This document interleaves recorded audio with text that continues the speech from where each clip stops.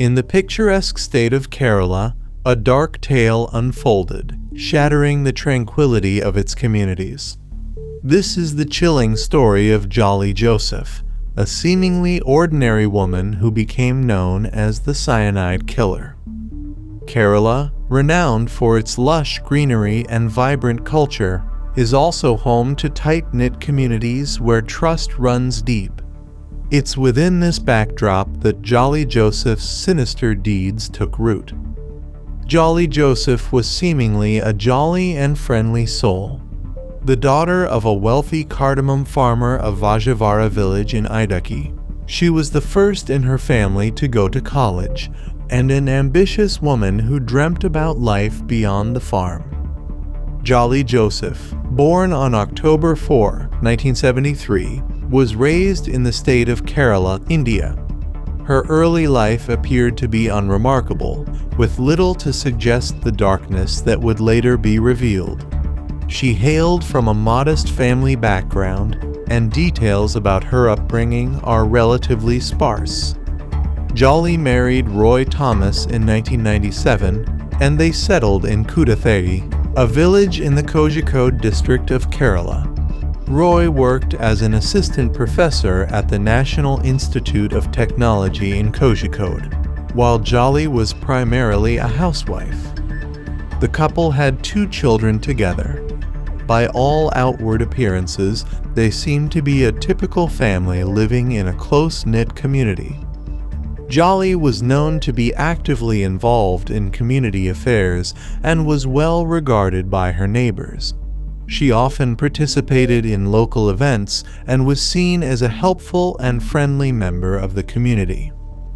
However, as the investigation into the deaths of several members of her extended family unfolded, it became evident that Jolly's outward demeanor masked a much darker reality. The revelations that followed shocked those who knew her, unraveling a complex web of deceit, manipulation, and alleged murders spanning over a decade. Despite the appearance of normalcy in her early life and family, Jolly Joseph's true nature would eventually be exposed, leading to her arrest and subsequent trial for multiple murders, including those of her husband, in-laws, and other relatives. In 2002, Anima Thomas, aged 57, the mother-in-law of the accused, drank a glass of water after returning home from a walk.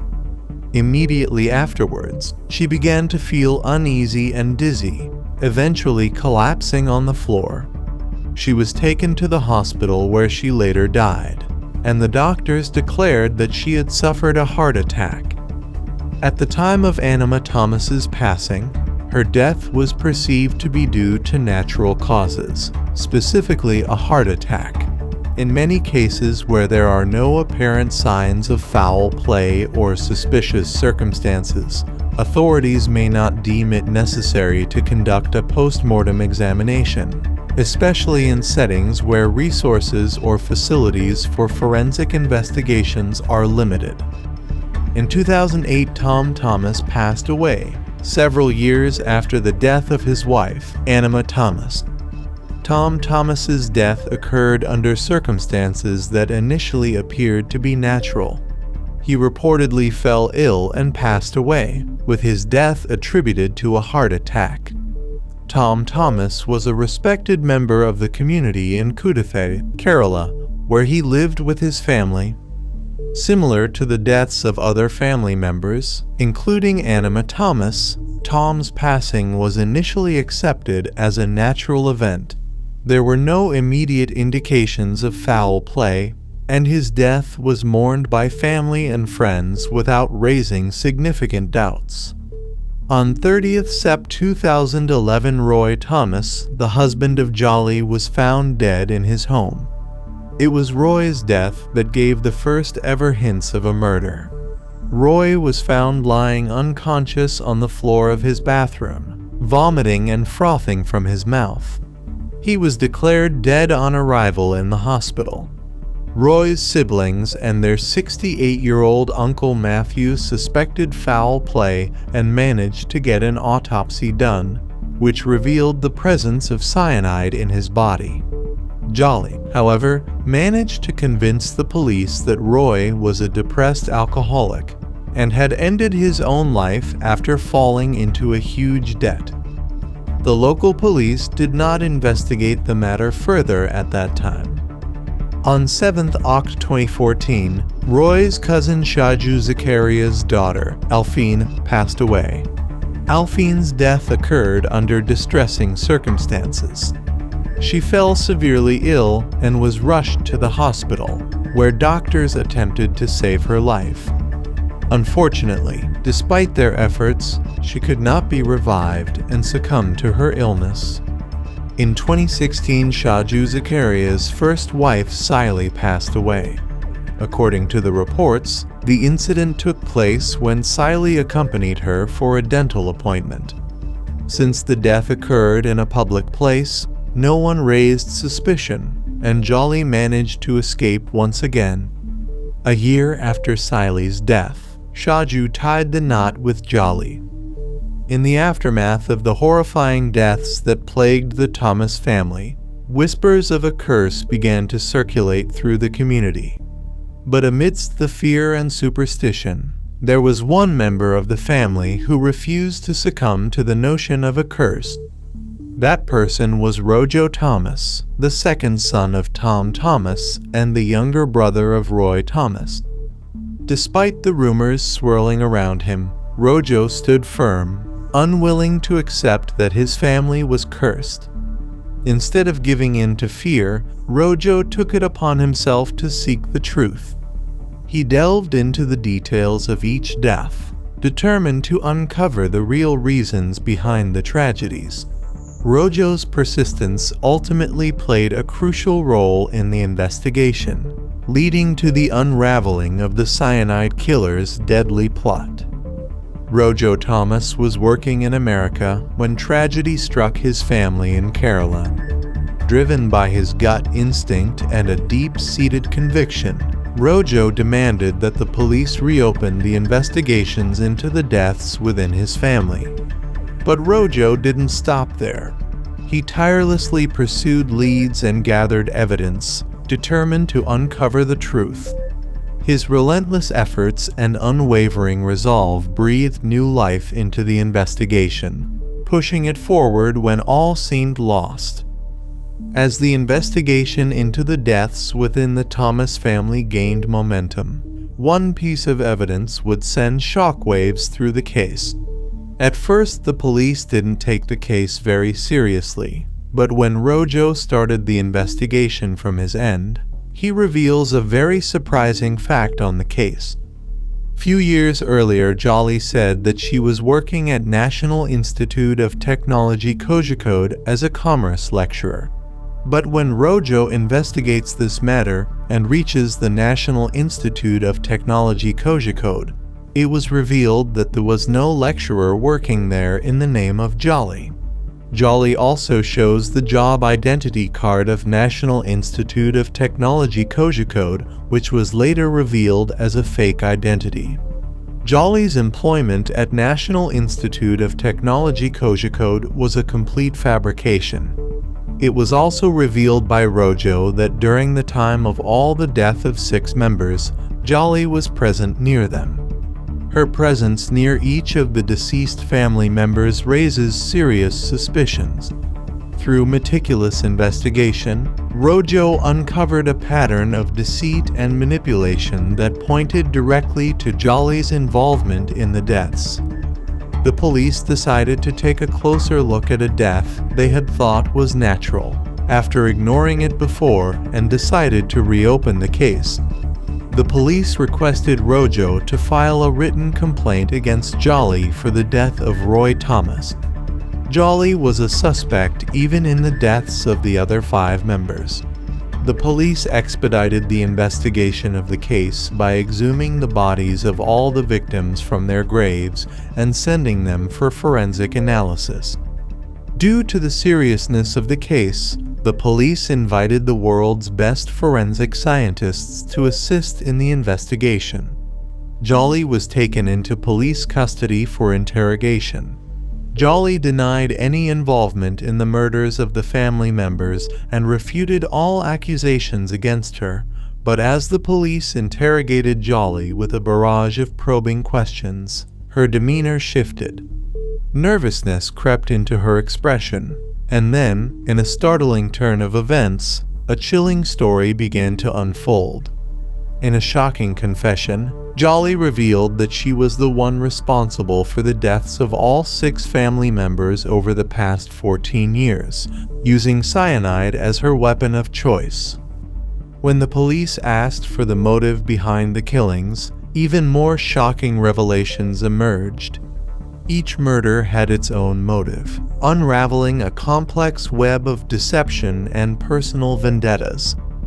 According to the confession made by Jolly during police interrogation, she first attempted to kill her mother-in-law, Anima Thomas, in 2002, but the attempt failed. However, on the second attempt, when everyone was busy with their own tasks, Jolly secretly added cyanide to Anima's water when she was back from her walk. As a result, Anima died shortly after drinking the water. The reason for targeting Anima was that she was the one who made all financial decisions for the family and meticulously managed the finances, a situation that Jolly resented. This led Jolly to take Anima's life. Jolly's second target was her father-in-law, Tom Thomas. The reason behind this was that around 2008, Jolly's husband, Roy Thomas, was facing financial problems. When she asked Tom for help, Tom sold 2 acres of land belonging to his son Roy Thomas and gave the entire amount to Jolly and Roy. Along with this, he announced that neither Jolly nor Roy would have any share in the remaining family property. After this, under the guise of a fake property deal, Jolly ensured that both Roy Thomas and herself received a full share of the remaining wealth. Following this, Jolly secretly added cyanide to Tom Thomas's food, leading to his death as well. After Jolly presented the property documents, suspicion was raised by Rojo Thomas, but he did not receive support from any other member of the family, and Jolly escaped. Then she orchestrated her husband Thomas's demise as well.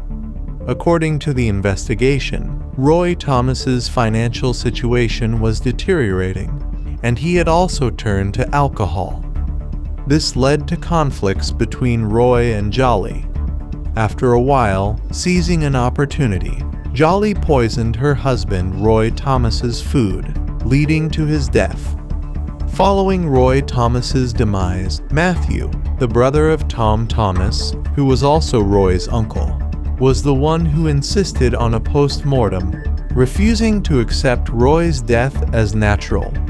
Upon his insistence, a post-mortem was conducted, confirming the presence of cyanide in Roy's body. However, Jolly cleverly convinced the police that Roy had committed suicide of his own accord. Because Matthew had insisted on the post-mortem, he also came under Jolly's radar.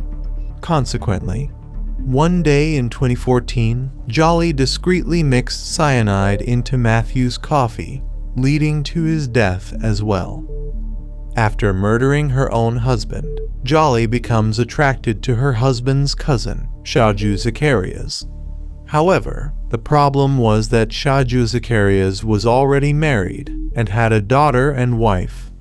Allegedly, with the intention of marrying Shaju Zacarias, in 2014, Jolly murders Shaju's 2-year-old daughter, Elphine. Subsequently, in 2016, Shaju's wife, Siley, also loses her life under suspicious circumstances. Following the murders of these two, Jolly marries Shaju Zacarias in 2016. After this incident, the police suspect that Shaju Zacarias might also be involved in Jolly's plans. Consequently, Shaju Zacarias is taken into custody for questioning. However, no evidence against Shaju Zacarias emerges. When Jolly is asked why she used to leave home daily for NIT Kozhikode for the past 14 years when college records show no such visits, Jolly reveals that she used to leave home on time, but mostly spent her time at a nearby church, where she assisted in church activities. Additionally, sometimes she would spend time at the canteen in the NIT Kozhikode campus. A surprising revelation during this investigation is that Jolly had a good relationship with everyone whose life she took. She had a habit of conversing with everyone cheerfully, and nobody had ever heard her arguing with anyone. Even her neighbors praised Jolly. Finally, on October 5, 2019, after the investigation, 47-year-old Jolly Joseph is arrested and jailed on charges of murdering 6 members of her family, including her in-laws, husband, and others. During the investigation, it is revealed that Jolly obtained cyanide from a person named Ms. Matthew, who was also related to her. The friendship of Ms. Matthew was with a person named Prachai Kumar, who worked at a jewelry shop. It is worth mentioning that cyanide is used in cleaning gold and silver jewelry. Therefore, Prachai Kumar obtains the cyanide from the shop and provides it to Ms. Matthew, who then gives the cyanide to Jolly. Jolly used cyanide to take people's lives. The police investigation reveals Jolly's modus operandi.